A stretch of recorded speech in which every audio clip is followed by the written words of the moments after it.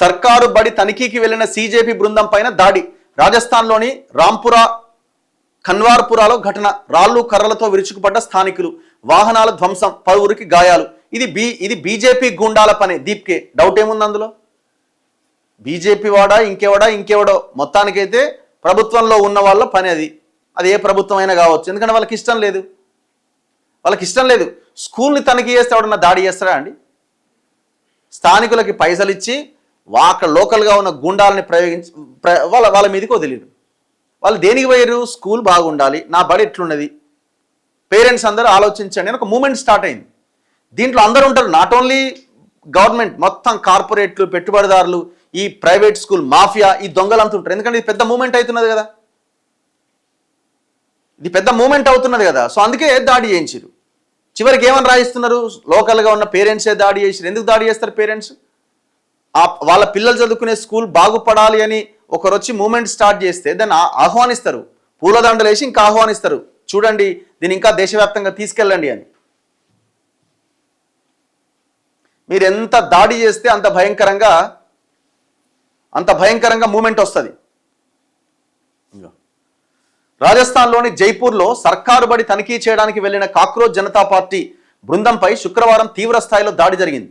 School teak కరో కార్యక్రమంలో భాగంగా సీజేపీ కో కన్వీనర్ అశుతోష్ రంకా నేతృత్వంలోని ప్రతినిధుల బృందం రాంపురా ఖన్వార్పురా గ్రామంలో బడుల స్థితిగతులు పరిశీలించేందుకు పోయింది. సీజేపీ ప్రతినిధులు గ్రామానికి చేరుకోగానే స్థానికులు, బీజేపీ కార్యకర్తలు చుట్టుముట్టి రాళ్లతో కర్రలతో విరుచుకుపడ్డారు. పాఠశాల భవనం ప్రమాదకరంగా ఉందనే కారణంతో గత కొన్నేళ్లుగా విద్యార్థులకు సమీపంలోని ఒక పశువుల కొట్టంలో తరగతులు నిర్వహిస్తున్నారు. దీన్ని ప్రశ్నించినందుకు తమపైన దాడి చేశారు. తమ సభ్యులపైన దాడి చేసి చొక్కాలు చింపేశారు. వాహనాల అద్దాలు, మొబైల్ ఫోన్లు ధ్వంసం చేశారు. మహిళా ప్రతినిధులపైన బురద చల్లి దుర్భాషలాడారు. ఈ ఘర్షణలో పలువురు సభ్యులకు తీవ్రంగా గాయాలైనవి. ఒకరి చెయ్యి కూడా విరిగింది. రాజస్థాన్ విద్యాశాఖ మంత్రి మదన్ దిలావర్ ఆదేశాల మేరకే బీజేపీ గూండాలు తమపైన దాడి చేశారని సీజేపీ వ్యవస్థాపకుడు అభిజిత్ దీప్కే ఆగ్రహం వ్యక్తం చేశారు. పశువుల పాకలో నడుస్తున్న బడిని బాగు చేయాలని కోరడమే తమ ప్రతినిధులు చేసిన నేరమా అని నిలదీశారు. బాధ్యులైన వారిని 48 గంటల్లో అరెస్ట్ చేయాలని, లేదంటే తమ నిరసన తీవ్రతరం చేస్తామని హెచ్చరించారు. ఇప్పుడు మీరు ఎంత గెలుక్కుంటే చివరికి ఏడు దాకా పోతుంది? ఈ ప్రభుత్వాన్ని ఓడించాలి అనేటువంటి నిర్ణయాలు తీసుకునే దాకా పోతుంది. వాళ్ళు ఏమడుగుతున్నారు? బీజేపీ ఇప్పటికిప్పుడు దిగిపోవాలని ఎవరు అంటున్నారా? లేదు కదా. ప్రధానమంత్రి రిజైన్ చేయమని అడుగుతున్నారా? లేదు కదా. వాళ్ళు ఏమడుగుతున్నారు? స్కూల్ బాగు చేయాలి అంటున్నారు. తప్పేముంది అందులో? స్కూల్ బాగు చేయాలి అంటే దాడి చేస్తున్నారంటే మరి మీరు ఎవరి వైపు ఉన్నారు? స్కూల్ విద్యార్థుల వైపు ఉన్నారా? ఈ దేశంలో ఉన్న ప్రజల వైపు ఉన్నారా? లేదు కార్పొరేట్లు, పెట్టుబడిదారులు, ఈ మాఫియా వైపు ఉన్నారా? మీరు దాడి చేశారంటేనే మాఫియా వైపు ఉన్నారని అర్థమవుతున్నది.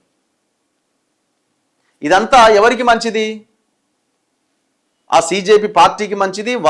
వాళ్ళు చేస్తున్న పోరాటం ఇంకా ఈ దేశంలో ఉన్న యువత ఇంకా